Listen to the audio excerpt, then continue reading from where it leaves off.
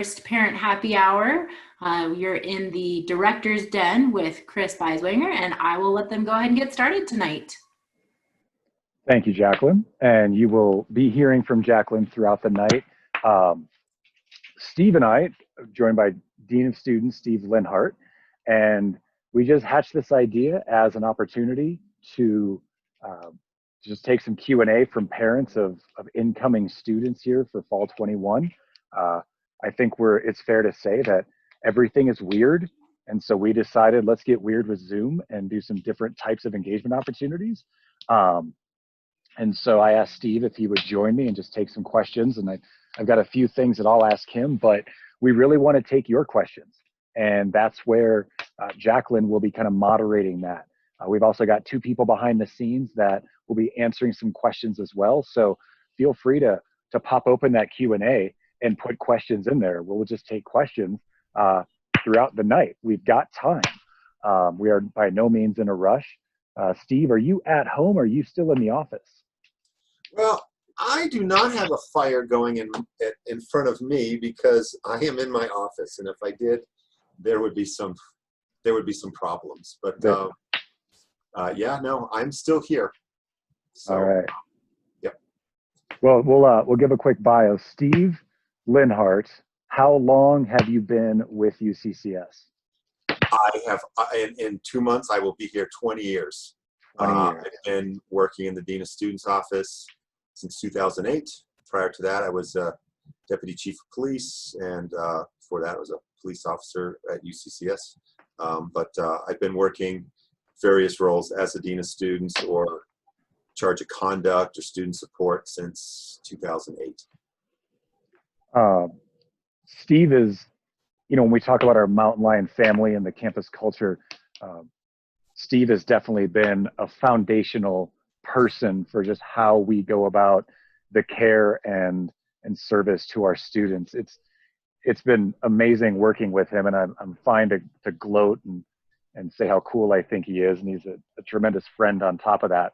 The only downfall of Steve Linhart is that he's a massive Boston fan and loves the Patriots and the Red Sox and the Bruins and the Celtics and anything Boston related. So I'm going to lead off with this first question, Steve, before I get into some updates. Are you more of a Ben Affleck guy or a Matt Damon guy? Just so the audience knows. I guess I'm going to have to go with Damon. Yeah. I think that's the right move. That's a wicked awesome question, Chris. That was a good one to start off with. Parents, we have so many updates to deliver you for this semester. Obviously, the biggest one is that we are test optional for admissions and still kind of fine tuning a few elements of that, especially merit scholarships. I had a meeting today with our Director of Financial Aid and my boss, our Senior Executive Director for Enrollment Management, and we're taking some options to our leadership. So we're still fine tuning some merit scholarship opportunities for test optional, but we know that our minimum criteria of the 3.0 GPA and 23 ACT, 1130 SAT will probably still apply if your student can get that test. The FAFSA opens today, so that's a big update. For Colorado students, the free app day is on October 13th, and we would encourage Colorado students to be applying to us, both freshmen and transfer students, on the 13th. There are a million more things that I could give you updates on, but those are kind of the big three. And so with Steve here, we thought it really would be beneficial for you all to get a sense of just how we're taking care of students right now. Steve, I think the number is about 1,350 students are living on campus. Yep, that's about right. Where we would normally have probably over 1,700. Yeah, so the density is not what we would typically see. We're in week 6, and we are, the students are hanging in there. For the most part, they're doing what they're supposed to be doing as far as wearing masks, social distancing, and just as much us taking care of them, them taking care of themselves. And when something comes up, for them to know who to turn to, whether it's an RA or professional staff or some office on campus. I think that's the key. Classes this semester at UCCS, we've gone mostly remote. We do have some in-person classes. Steve, I think I heard from our Assistant Vice Chancellor of Health and Wellness, Stephanie Hannenberg, that the highest volume of students on campus is on Tuesdays with 600 students. Yeah. Yeah, it feels like it. It feels like about 15%, 10 to 15% of what we would normally see as far as students on campus. I will tell you that first day seeing students on campus was a great day. Or with our Gateway Program Seminar a few days that previous week. But having students back was great. We just don't see the volume. The parking lots aren't as full. And no one's complaining about parking. It's no, really great. there's plenty of parking. So yeah. So What's oh, and by the way, parents, if you're joining us, I did mention that I'm not a pumpkin spice latte drinker, but I do like pumpkin beers. So I'm going to start with a pumpkin patch ale from Eddie Line Brewery in Buena Vista, Colorado. Steve, what's the student life been like? Like, what are students doing that are living on campus or even coming to campus? I mean, they're not just sequestered to their rooms. no, we have had some isolated cases where we have had to quarantine some students or isolate them, but the numbers are very small right now. Stephanie, you had mentioned earlier, they've been trickling in, is what she told us this morning. We still have been providing opportunities. Student life is having at least, there's something every weekend. There's a lot of it might be virtual, but we have done things outside, social distance, like a drive-in movie, where we can do things where students can be spread out. In the West Lawn, we still had, there's still clubs and organizations. The rec center, the wellness center, or the recreation center, which is part of the wellness and recreation center, is open.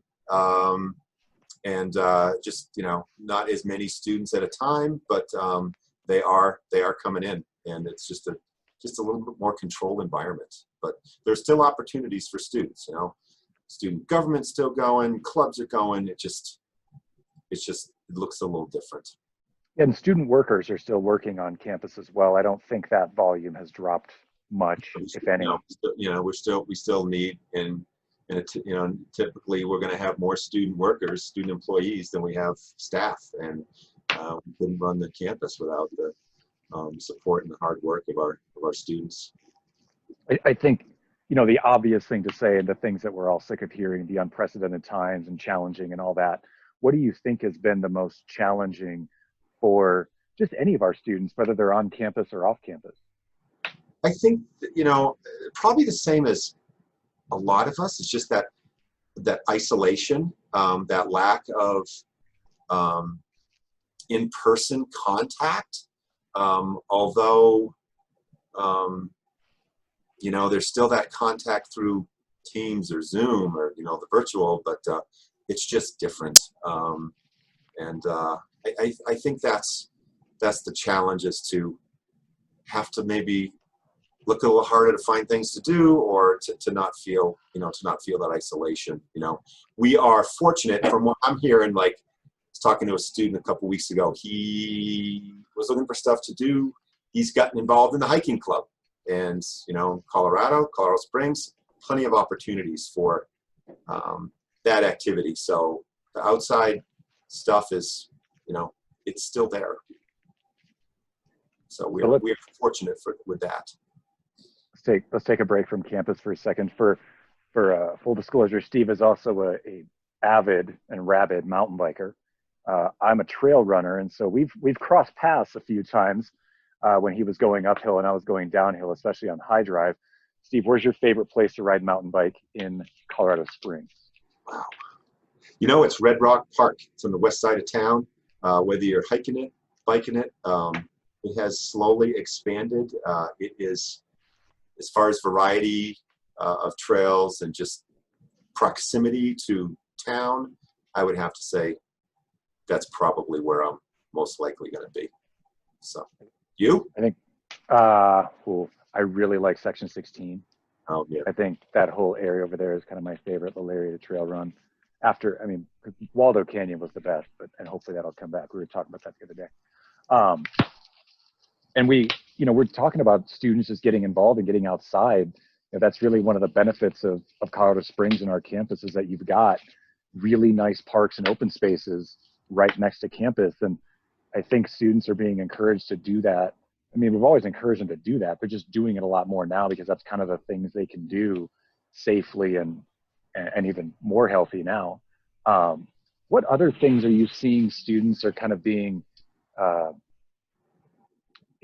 are responding well to, just with the whole campus environment, and kind of what are some new things that you've seen this year that students are doing to be very resilient in their studies?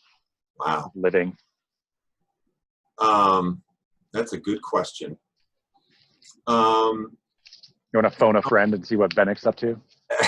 Yeah. So I think I don't know if this is students, but I think faculty are more inclined to let our office, the Dean of Students office, know when they're concerned about a student. I think we're hearing more from students that are reaching out to us saying, "Can you help me? I need assistance." So I think they're more likely to ask for help, but and I think there's hopefully what I've seen is there's more of a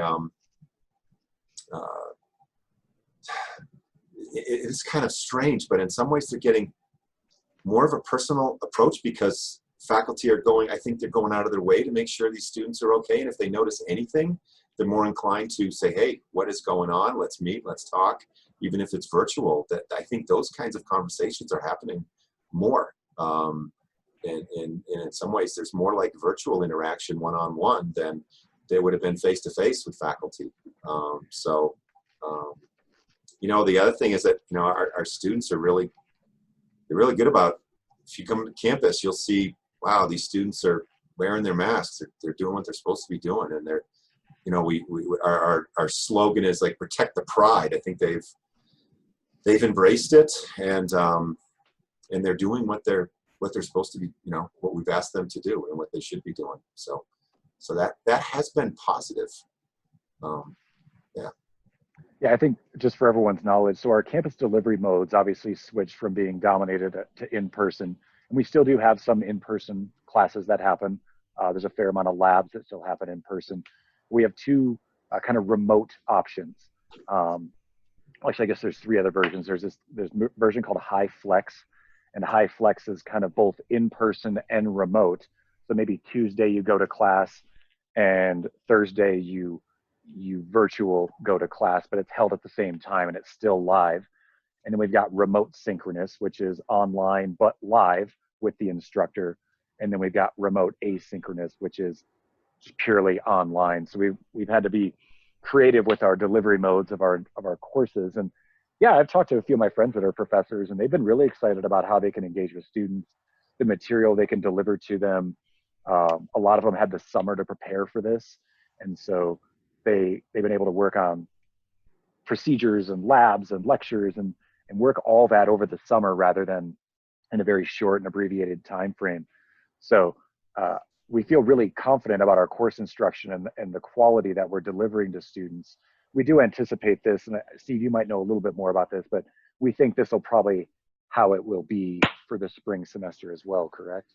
Yes, that's what I've been hearing. They're still working on it, but from what I've heard from the provost office, that yeah, it's going to look very similar.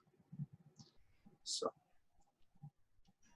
Jacqueline, I think there's been a handful of things thrown in the Q&A. What can Steve and I kind of talk about or answer right now? Thanks. Yeah, we're definitely getting a lot of questions about housing for next year already. People are wondering if we have a sense of what that will look like and how quickly they should submit an application. Steve, I haven't been in any conversations with our housing folks on that yet. I think we really want to see what the spring semester brings us, and then we'd make appropriate calls. We kind of stepped into that process over the summer too. And actually, as So the benefits of our housing is that we have bathrooms in the suites for our students to use. They're not using a bathroom with 40 other people or sharing a bathroom with 40 other people. They're sharing with the most 3 other people. So Steve, correct me if I'm wrong, but I think that allowed us to put people in rooms in a safer environment, in a more comfortable environment for our county health officials. And so we would probably know that this might be our baseline for next fall, but we'd ideally like to try and get back to the closer to 1,600 students living on campus. Is that an accurate thing to say? Yeah, and I think it's gonna depend on what things look like nationwide in a year, or during the summer.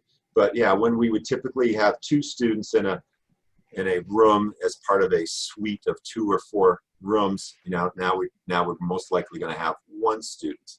So there is that additional separation. Unless those 2 students have agreed that they want to share that room, they both have to agree. So, it's really hard to tell what, certainly spring is going to look like fall, but is fall 21 going to look like fall 20? It's probably too soon. I just can't give you a definitive answer.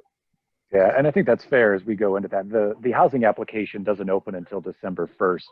And even though you're putting money down for that process, it's a total of $600 you're putting down. $100 is a fee that goes to that office. $200 is your down payment your deposit that your student would get back after they move out, barring they don't, put dart holes in the walls all over the place. And then a $300 down payment that goes to the fall bill. And we had students that kind of after our traditional deadline of May 31st said, things have changed for me. I can't live on campus. I'm not coming to UCCS, whatever their circumstances were.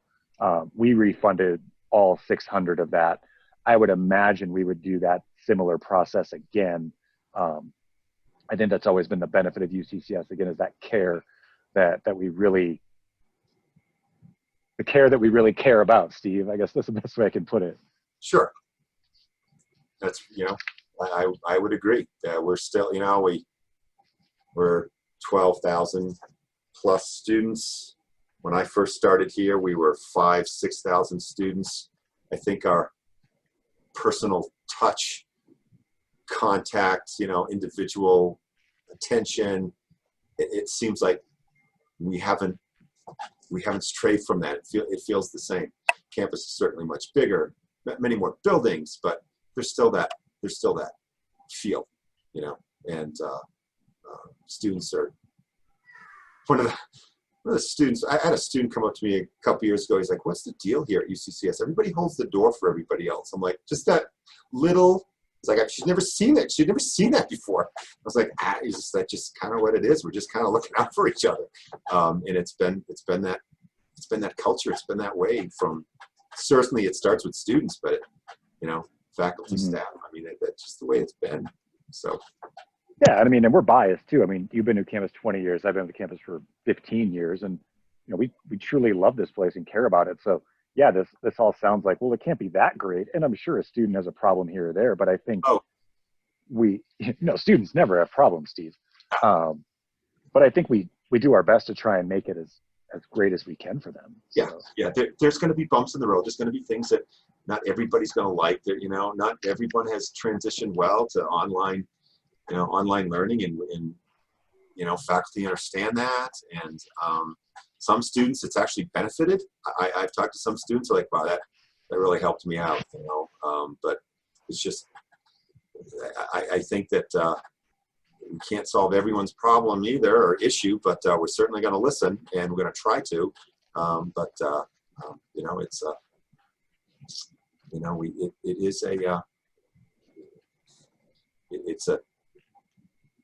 it's an exceptional place. I think, otherwise I wouldn't have stayed here. So. Jacqueline, what else we got? Yeah, so we've had a request to hear more about your bio, because we just quickly jumped into our presentation, and we know tonight we've learned that you can start and maintain a fire, so that I feel like if I'm in the wilderness with you, I'll be okay. We also know that you like beer. We've learned from your Director's Den website that you like sweaters. But You like sweaters? as the undergraduate director of admissions, can you tell us a little bit more about your background?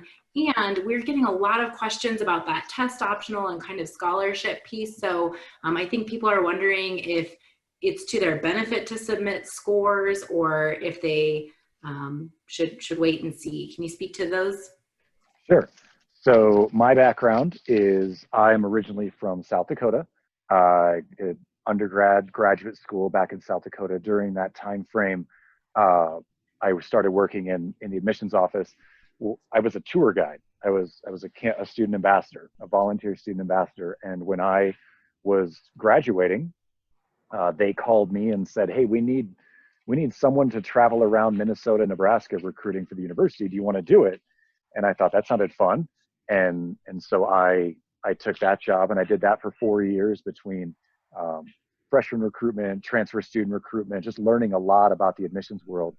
And then in 2005, my wife and I both finished graduate school, and we were ready to kind of move on. And she is a high school teacher here in Colorado Springs, and so I had an offer to move here. And at the same time, UCCS was looking for an assistant director of admissions or recruitment. And so I was lucky enough to get that job. And that was 15 years ago. And so since then, when you get to campus, you have so many opportunities to try a variety of things. So like Steve mentioned earlier, the GPS, our Gateway Program Seminar, I've taught in that for about 8 years. I taught the baseball class where we use baseball as our overall theme for life lessons and growth. I've been on numerous committees. I help Steve with a lot of Dean of Students cases or just student assistance when he needs me. I'm not the only one that does that. There's a lot of people around campus that help the Dean of Students office with outreach to students and support. But yeah, and then personally, obviously I'm a avid beer fan. I like trail running, as I mentioned. We just finished my daughter's 6th ever softball game, and she got 2 hits, and they were handily beating the opponent. Not that it's about wins and losses, but it was nice to know that it was like 14-0. These little kids can rake. Yeah, so that's a little bit about my bio. I've been basically doing admissions for almost 20 years, and I've taught at the community college here in town as well. Been very fortunate to have the opportunities I've had. And yeah, like Steve said, it is a tough place to even think about leaving, and it's weird to think about that sometimes. So enough about me. Test optional. I highly encourage students to submit tests if you can get them. We certainly don't want to push students into an environment they don't feel comfortable in. So if they don't do it, it's not going to reflect poorly on them. But we are working on multiple criteria for merit scholarships where if you don't have a certain GPA, everything is in models right now, and it's going to our CFO on Tuesday.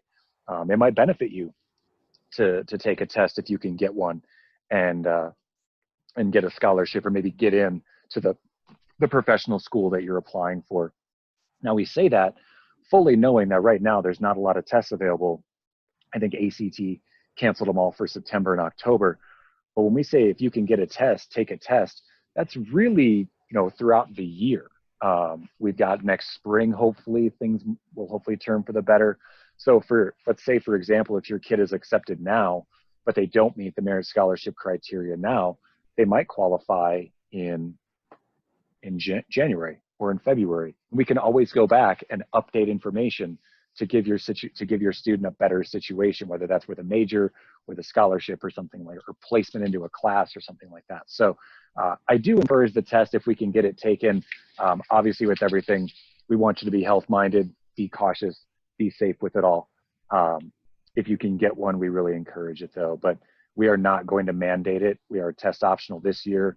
There has been a larger conversation at the CU system level about the CU system potentially looking at going test optional in a few years. That decision is on the tracks, but the tracks are a long way that are a long set of tracks. So we're having those conversations. Again, I go back to kind of what we've been echoing here for the whole time. It's we want to do what's best for your student, and we're always going with that philosophy moving forward. And so we look at a number of things. And Chris, can you speak to, would it ever be harmful for a student to submit their test scores? Would that ever Never. negatively impact them from an admission standpoint? No, no. The reason that we were so comfortable going test optional is that we have looked historically at our student data, admit student data, success rate data, for frankly about 20 years, and found that the biggest predictor of college success is a student has at least a 3.0 GPA. That shows they know how to do the work. And that's really the most important thing in college, is being able to do the work. There is not a lot of standardized testing in college. There's a couple times where there could be for like a licensure, or like our nursing admission, our nursing admissions test that they would do after they've met the prereqs. But once they're in class, they're a good old comm major like me. They may never see a test in front of them, just a lot of projects and papers and things like that. So, it never will hurt them if they submit test scores. It can only help them. We had a question early on about some of our music and theater programs. Could you talk about the Ent Center for the Arts and just some of the new exciting growth that we've had on our campus? Yeah. So and Steve this is like the travel back in time, kind of walk down memory lane for us. So we went through a period starting around, Steve, maybe 2007, 2008, maybe. Yeah. When all of a sudden we just swept through campus with renovations and additions. And these last 2 years, we opened the Ent Center for the Arts, which is our new home for music, theater, and dance. We've got an art gallery down there as well. That's where there's UCCS student theater productions. There's a semi-professional theater production down there. They also bring in speakers and concerts and a variety of acts down there. That obviously went a little dormant this past year, but they've started in small group settings, bringing back some events. And Stephanie was telling me today that they're looking to kind of keep scaling that appropriately as they can. We've got a 800-person theater. We can get some folks in there safely. It's a beautiful facility. The Shockley Zalabach Theater is exactly what you think a theater should look like for musicals. I've taken my daughter to the Nutcracker there. I'm still kind of sad I didn't go see Sam Bush when he was playing. I'm trying to play the mandolin. He's an amazing mandolin player. And so they do concerts and things like that. It's a community place. It's students. It's the community. It's really for a lot of things. And then really nice dance studios. For theater, we have a set design shop. They have just all the fun toys to play with down there. So we've got a fantastic and beautiful home for theater, music, and dance. And then, Steve, have you been in the Hibble Center yet? Oh, I have. It is the labs, the facilities. I mean, it is phenomenal. Classrooms. I mean, just the whole setup. It seems just very well thought out. There's places to study. There's some of the best views in town, I think, are in that building. But the facilities are top notch, first rate. I mean, state of the art. All that. It's incredible. I think it's even fair to say they pushed what state of the art is. So the Hibble Center is for sports performance and medicine, or sports medicine and performance. I think that's the proper title. It's the new home for our health sciences and our majors for human physiology and nutrition. So anyone that wants to go into the health field of medicine, optometry, dental, nutrition, sports medicine, physical therapy, all of that, this is truly a remarkable facility. We do tours of it. And if you tour with your son or daughter, we're not doing a tour of it that day, let us know. We'd like to get you down there. It was meant to be kind of a three-pronged approach to education. We have academics that UCCS propose, or that we handle. We have the ability to do internships and research down there because we partnered with Centura Health. And for those who don't live in Colorado, Centura Health is one of the two major hospital chains here in the state. The other one, ironically, is the University of Colorado Health System. They didn't want to go in on this building with us, so we asked Centura, and they happily jumped in. So they have their healthcare practitioners, nutritionists, sports medicine professionals in this building, along with our faculty. And our faculty consists of doctors, physical therapists, sports physiology researchers, nutritionists, and they get to work together. And so that really gives your student a true experience of what the health industry is. Steve mentioned the labs. We have a lab that has treadmills and bicycles, stationary bikes in it, that they can dial up the altitude of that room to 20,000 feet or bring it all the way down to 0. We've got another room like that. It's a bit smaller. We can do the altitude adjustment, and we can play with the heat, humidity, cold, all the environmental conditions of that. And we do a lot of research in that area, because our professors really like that performance. How do you perform in these conditions? Things like that. That's a really big thing with government contractors that work with us. We do stuff with the Department of Defense. The professors are also teachers. They are not just there to do research. So you will have classes from Andy Sabuti, from Jackie Burning, from these really amazing faculty that are just passionate about what they do. And they do it in this facility that is just exceptional. There is a 10-foot by 10-foot treadmill that can incline, decline. We can get a horse on there if we need to. It's just an unbelievable facility. And I can't encourage you enough to, when you tour campus, to make sure you see that. Let us know. We'll help you. You can go in there. It's not like you're restricted to going in there. But we do a lot with nutrition and what people put in their bodies and how they perform. It's really cool. It's just such a cool place. What else we got, Jacqueline? Yeah, we had a specific question. Is the Doctorate of Physical Therapy program starting this fall? Not yet. They're still in the negotiation of how to start delivering those courses. Accreditation is a big thing. We don't want to do a program that is not accredited, that will not help a student get a job or get their license long term. So they are working through all the fine tunings of that. It's a couple years away, but they think they might have found a faster way to get to accreditation, and they were exploring that, but I am not allowed to talk about that. All right. Can you talk a little bit about how student athletes are supported on campus, and why would a student choose our institution over another school? Sure. And Steve, jump in here too, because I know you do a lot with Nate. The first thing I will tell you about our student athletes is we're really mean to them. We expect them to get higher grades than the rest of our student body. And for about 13 straight years, our student athletes have had a higher average GPA than the average student body. So we really want them to capitalize the student and student athlete. And they rise to that challenge, obviously, for 13 straight years. But then the really great thing is they're super talented and they compete and they win. Our women's soccer team has been in the NCAA tournament the last few years. They were the #1 team in the country for a while. Our men's golf team and women's golf teams are nationally ranked. Our cross-country teams are nationally ranked. Our basketball teams are always very competitive in the RMAC. And we go back to that care. The coaches care about them. They know why they're here. They know why they're a student athlete, and they do expect them to perform on and off the court.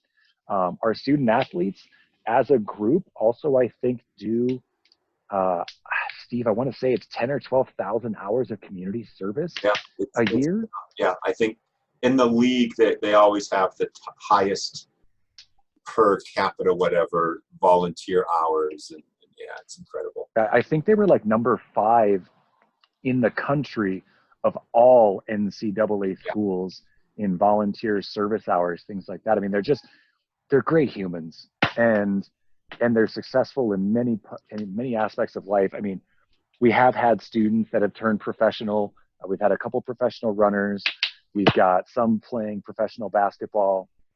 We've got one in the NBA he didn't graduate from us. He was with us for 4 years and he finished at Boulder. But he plays for the Spurs. He's a great kid. He's still the same skinny freshman in my seminar class that he was when he left, but he's just a lot more filled out now. It's Derek White. He's a Denver kid. He's great. I think that's why I would encourage your son or daughter to look at us for athletics, is that we see the bigger picture with why they're competing. They're passionate about their sport. They have ambitions and goals. Maybe that's professional someday. The likelihood is they're going to be a professional in their field as a doctor, a teacher, an engineer. something like that. And that's what they're tremendously successful with. Yeah, anything you want to add to that? Just the expectations of, it's not just about, it's certainly competitive and everything, but expectation of being a good person and growth and learning. And the coaches set high standards. Our athletic director is phenomenal.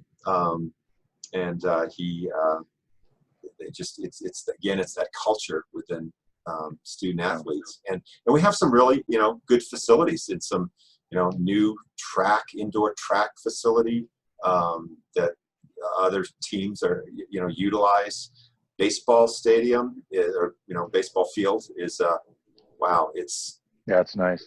It's a great location. Yeah. So, and so the support elements, I mean, none of that works if they don't have the support they need, whether that's through scholarshiping, and there are athletic scholarships your students can get. That's all handled by the coach. They have study tables. The coaches are very involved with their athletes.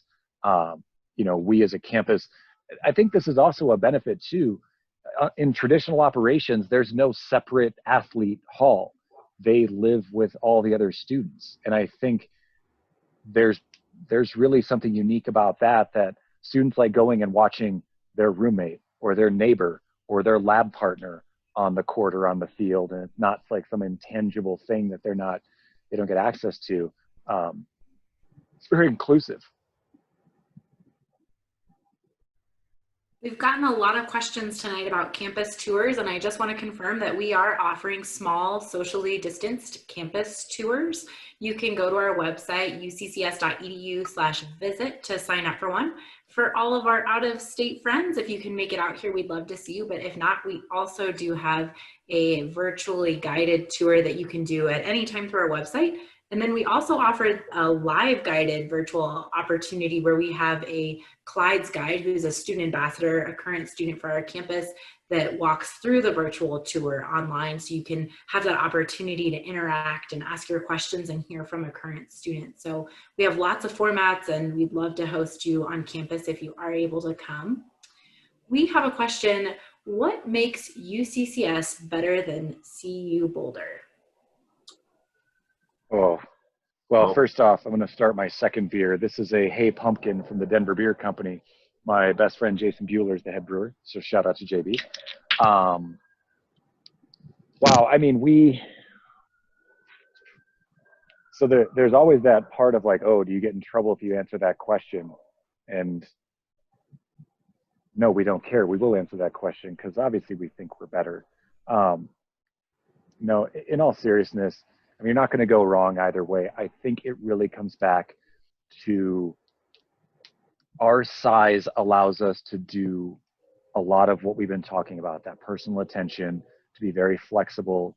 I mean, we are always looking at what is best for the students, what is going to be beneficial for students long-term, for campus development, things like that. So when we add majors, like we added some new majors this last year in our Bachelor of Innovation and a few other majors like social work and human services and things like that, we can be that flexible. I think that is a benefit we have of our size, is that we can be, and our youth in kind of collegiate terms, we're still very young. We can be flexible. Steve mentioned it earlier. We were 4,000 or 5,000 students when we both started. We're 12,000 students today. The feel of campus, yeah, there's more people, but I think students would say it still feels like the same place it did. It just looks a little different. It still has that ethic of care and that campus community that we've always fostered. I mean, I went to a smaller school like UCCS, so it always has fit me well. Steve's experience was at the Air Force Academy, so his was a lot different than a traditional college experience. But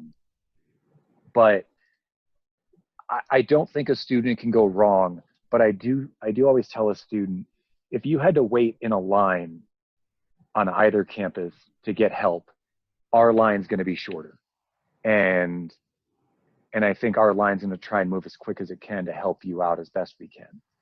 And so I don't think there's a negative in going to any campus. I think we've got, in Colorado especially, we really do cover all the options of size, shape, levels, all of that.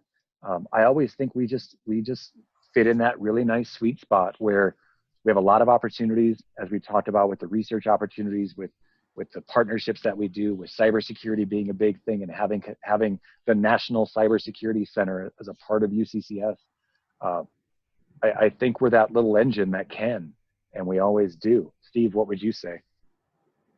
Yeah, you know, I could easily, well, we're just smaller and you got to get the more personal touch, and that, yeah, that's it. But, you know, Boulder's a beautiful campus, wonderful institution, you know, part of the CU system. You know, every year we'd have groups of, it was staff would come down from Boulder. And I remember a couple years ago, I was just giving them kind of a quick campus tour. And I said, hey, let's go up and see the chapel, just cause. They're like, well, you can't do that. I'm like, well, watch me. And so went up, Chancellor was available. Chancellor had a little chat with us. They're like, wow, we could never do that. The other thing they noticed was like different offices talk to each other. They're like, well, we have to, because that's how we operate, you know. I feel like I work for admissions, I work for financial aid, I work for housing, I work for police. You know, we have that. We just have, again, that culture that we keep saying, but that's just how we operate. And it's also a nice lesson for students to learn about what, you know, networking and relationships become so important. And for us, how we operate as an institution, that's how we do it. That's how we're different.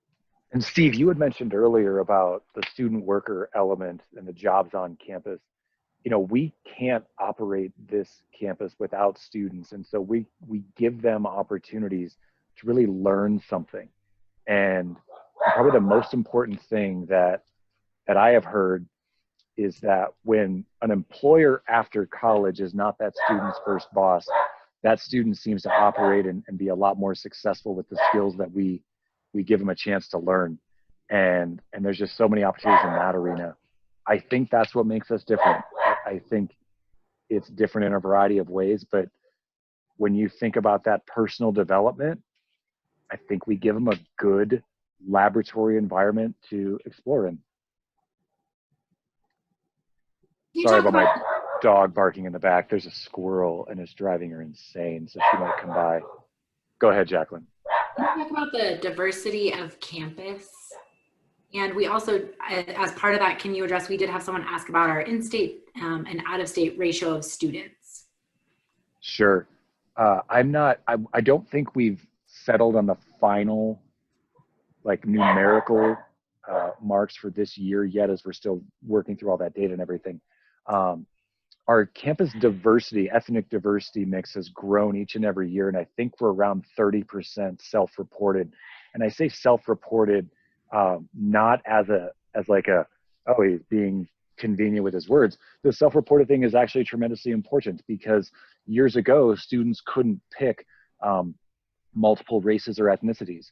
And so a lot of them just didn't answer or selected NA or other. And we could never truly understand who our student body was from those types of populations. And so 30%, I think that was our freshman class. And then overall, Steve, I think 36% might have been campus-wide self-reported. And then our in-state, out-of-state mix is usually about 80% in-state, 20% out-of-state. Those numbers can fluctuate too, as we will have students that are from other states. They enroll at UCCS, but their parent might be a military member stationed at one of our bases or posts here in town. And so they get in-state tuition. And that's kind of how we have to measure it and report, is who's paying in-state, who's paying out-of-state. But usually it's about an 80-20 mix of in-state, out-of-state. And I'm pretty comfortable saying campus-wide about 36% diversity. And we have a lot of initiatives and just support that we try and increase that each and every year with just events that we do. And we have an associate vice chancellor for diversity and inclusiveness who's, you know, campus as a whole, it's one of our values and our mission and everything. So we're very passionate about that. But I think those are appropriate numbers to give. And I don't want to overdo it either. Steve, do you want to correct me on anything? Or? No, I think those numbers are pretty active from what we've heard. You know, the other thing is, you said opportunities, lots of student clubs based on a student's identity or, you know, or diversity. And you know, they're student driven, and some of those clubs are some of the most successful on campus and biggest clubs on campus. We're also, our multicultural affairs office, our big office is in the midst of an expansion. Why? Because students came to administration and said, hey, you know, it would be helpful if we had like either a different space or a bigger space. So hopefully by the beginning of the spring 21 semester, we will have completed a pretty major renovation and expansion of that area for our students. We have a pretty specific question about computer science and what advanced technology we have for that in classes that may surprise us in comparison maybe even to other schools. And, you know, part of me wants to say, all right, Chris, tackle it. But I also think this is a really great opportunity to let you know that we are working to give opportunities for students, prospective students, to connect with faculty as well. And on Monday, November 2nd at 6 p.m., we actually have a computer science, computer security presentation. And that would be a great question for that presentation, where you can hear faculty talk about their program and why you should consider our computer science program. So if you're wondering what other majors we're highlighting, or if your student wants to sign up for that session, if you go to uccs.edu/virtual, and then if you click on Major Monday, you can see some of the programs that we have coming up and sign up to attend one of those. But Chris, are there any nuggets about computer science that you can offer? I'm confident that I can say that all of our computers on campus are capable of playing Oregon Trail and Number Munchers. Shout out to the games I played in elementary school. I go back to, you know, technology is something that we always upgrade, especially our computer technology. About every 2 years, you're seeing a massive update in computer technology, and that's a fee that students pay for. And so we put that fee to work and make sure they know this is what we're doing with your money. We try and be as transparent as possible with that. We've got some specialized labs, obviously. Terry Bolt, he's a big computer security professor. And so, you know, a lot of times they're building a lot of the things they need. I think they enjoy that because that's the benefit of computer engineering. I wish I could give you some really awesome, we have this type of technology. I think I would rather you just connect you with the computer science faculty and get those specific answers. It's all ones and zeros to me, and it's not even that in the end. But if we go back to that partnership with the Cybersecurity Center, you know, we're not slouches in this arena.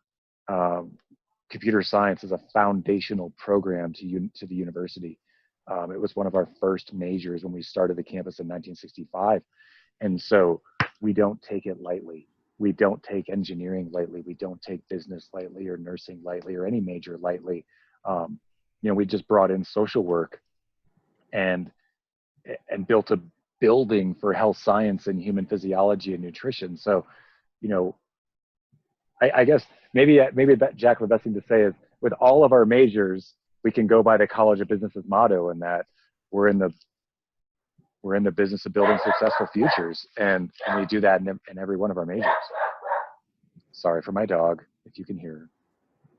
So we have several people joining us tonight who are screaming and pining for those travel abroad opportunities. I think, you know, right now that might just be going to another state, right? But can you speak to some travel abroad opportunities students have, and where those are to, and if they can go for more than 1 year? So study abroad, hang on. Good night. Oh, intermission. This is like the last call, you know, of happy hour here as we finish this hour out. No, it's just about bedtime. So we do have an education abroad office where we do the traditional study abroad experiences. One of our students that works with Jacqueline and I, Emma, She spent almost all of last year in France studying and taking classes. She was called back around April time frame when COVID really started to kick up. We kind of pulled all our students back to campus for their safety. But in a traditional environment, we would have those opportunities to study abroad for both educational purposes and just personal development purposes. They lead a lot of service learning trips. They'll go to Costa Rica. They'll go to Guatemala. They will go to a variety of places and just do leadership opportunities and help build homes and schools and things like that. Each summer, we usually lead a freshman leadership experience. It's about a week to 10 days. In the past, they went to Costa Rica. This past summer, they were supposed to go to Buenos Aires, Argentina. We obviously canceled that trip. The other sad thing is I was supposed to be the male chaperone for that trip, and I've really wanted to go to Argentina for quite some time. But word has it, we're going to do that again this summer as long as we can. They were working on some exchange trips for education majors to Taiwan.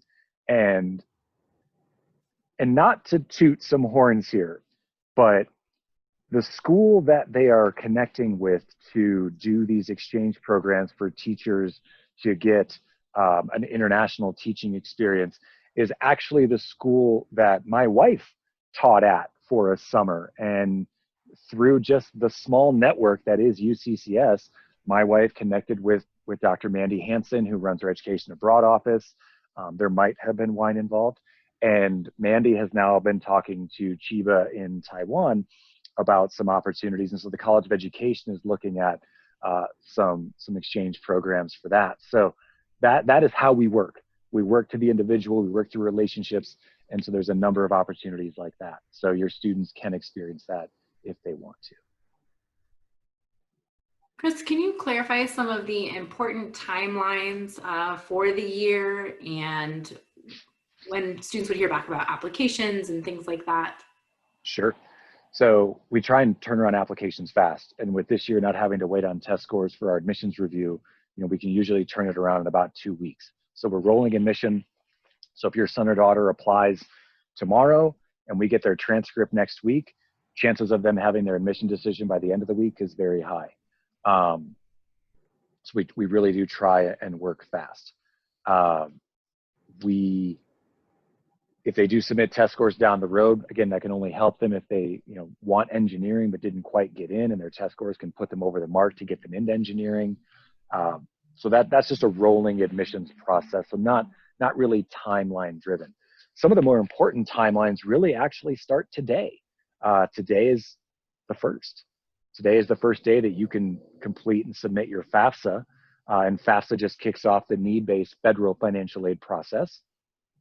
On December 1st is when our housing application opens and the UCCS scholarship application opens. So that is when students can complete the housing application, obviously, but also go into the scholarship application and start applying for the competitive scholarships, things like the Chancellor's Leadership Class, the Kane Scholarship, the Presidential Non-Resident Scholarship, things like that. And a number of other things. Everything we learn from your son or daughter in our admissions process, we build a specific scholarship application for them. And so that has some deadlines that start rolling into February 1st and March 1st. So October 1st, which we're here, FAFSA. December 1st, scholarship application, housing application. February 1st is the first deadline for a lot of our big ticket scholarships. March 1st is the priority date to submit your FAFSA to us. That's when you can get the most financial aid opportunities. And that's also the most of the deadlines for our scholarships. Some of our transfer scholarships spill into later in March and into May for some of them. But March 1st is really that last one. So don't forget February 1st, March 1st. And we feel like we do a pretty good job of reminding your son or daughter about these deadlines. And if we have parent contact on file, we try and get parent information out too to remind deadlines are coming out. And then March 1st is really when we start doing our orientation process.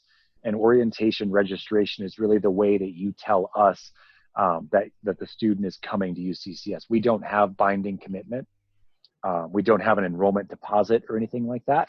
But that's the way that you can tell us, hey, I'm coming to UCCS, and then we just get you ready for the class registration process. Housing does not have a deadline. We can basically say that if your son or daughter gets the housing application in by March 1st, they're probably going to get their first choice of room. But we were taking housing applications after the semester began this fall.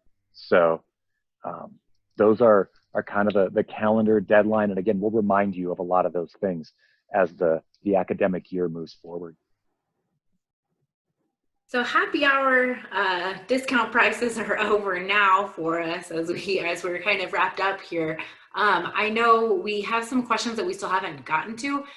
For parents that are needing to get off this webinar, Chris, is there any kind of last closing thoughts you want them to know? And then maybe we could answer a few more questions for people that still have some burning questions. But any closing thoughts? Visit. Do the virtual tour, and we have so many opportunities for you to talk with us one-on-one. On our website, you can schedule a one-on-one admissions counselor appointment with myself or someone from our team to talk about things.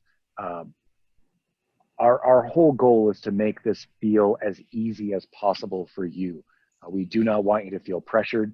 We do want not to feel under the gun about anything. We've got those simple deadlines and timeframes to work within. But if you need some one-on-one support or just talking with myself, with Jacqueline, with someone from our team, with someone from financial aid, with athletics, we can connect you with those people. And I think if you've heard Steve and I go back, and I'm going to ask him this question because he is a parent and his kids did go to UCCS. So I'll let him have the last word on this. But as much as we talk about emails and webinars and portals, there are people behind all of these things. And we want you to connect with people when you need people. And so do not hesitate to let us know when you need that connection. Steve, as a parent of now college graduates, what closing advice would you give? And like Jacqueline said, we'll take any other questions after this, but Steve, what would your... One daughter graduates in December, one graduated 3.5 years ago. Oldest daughter is now a school teacher. She got a Bachelor in Innovation in Early Childhood Education. She found her job based on relationships that she had created through her student employment job on campus. And also her Bachelor of Innovation degree set her apart from other graduates. She got a lot of interviews because they're like, hey, we just saw this. What is this? We're curious, and it's how to work with teams, and it certainly was the teaching part too. I sent both children either have or some.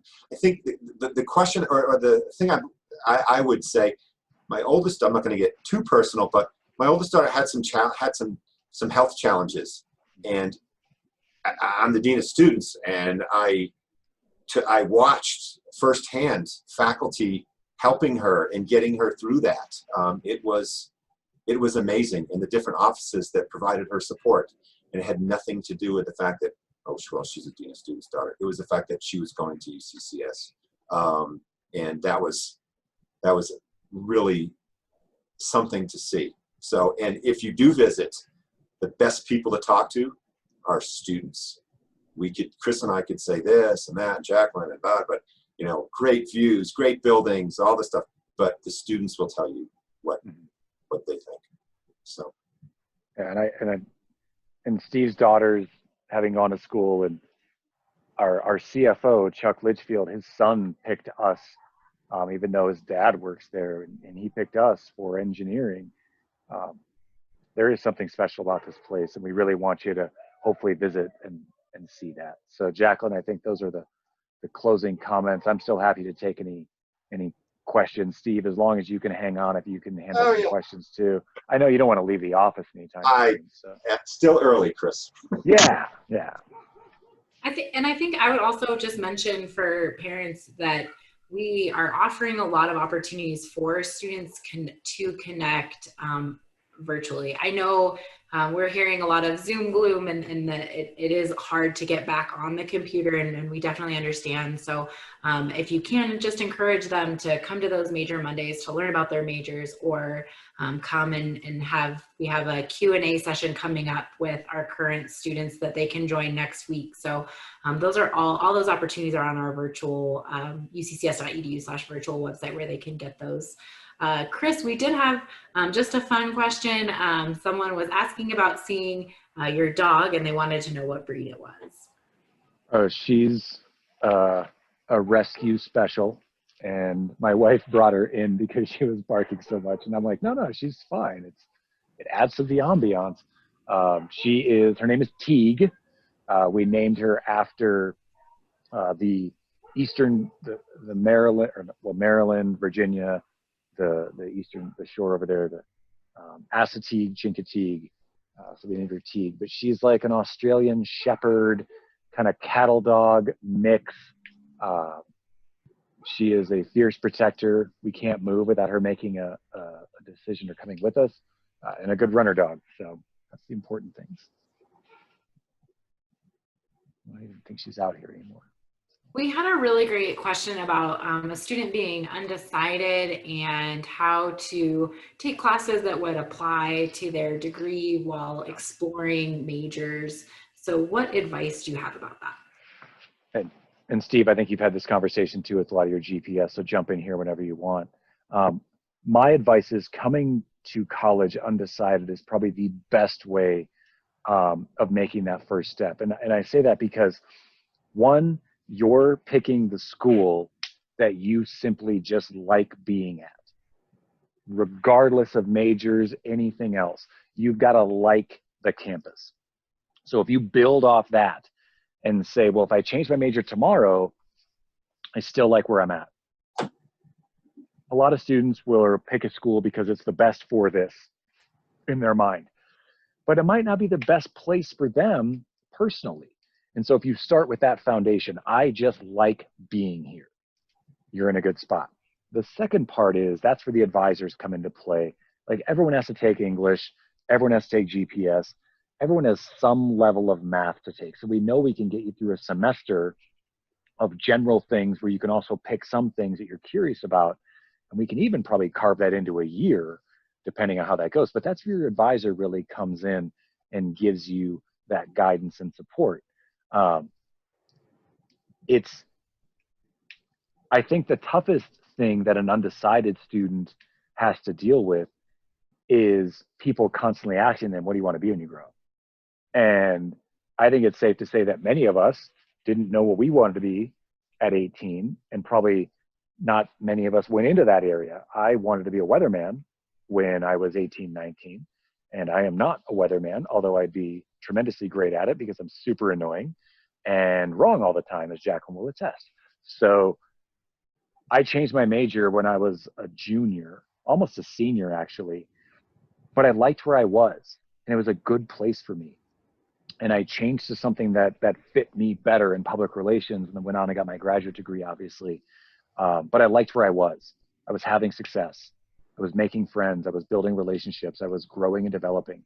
And so when an undecided student just knows they like where they're at that point in their life, good things can build from that. Steve, do you want to add anything to that?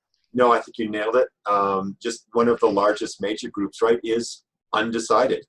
You know, it's one of the highest percentages of incoming students. They are undecided, and they'll have time. You know, it's to have time.